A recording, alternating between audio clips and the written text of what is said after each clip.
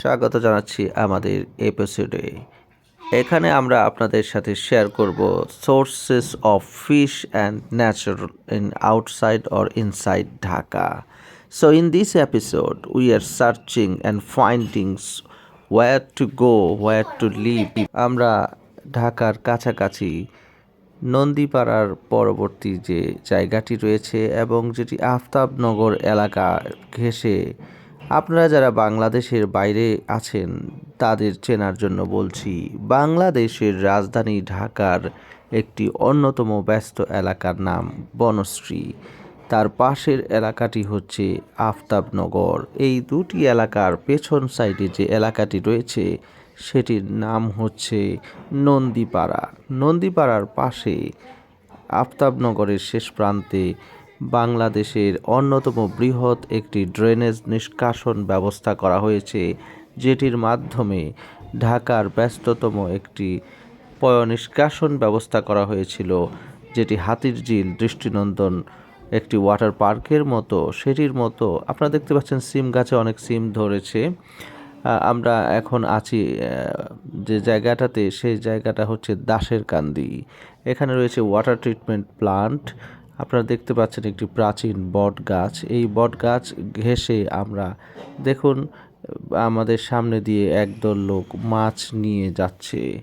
আমরা আরেকটু এগিয়ে যাচ্ছি হাঁটি হাঁটি পা করে। আমাদের সঙ্গে এই দেখুন মাছ নিয়ে যাচ্ছে, এটি তেলাপিয়া ধরে নিয়ে এসেছে। যদিও সেই পানির আধারগুলি এখন আর তেমন দেখা যায় না, যতটুকু ছিল সেগুলো শেষ প্রান্তে।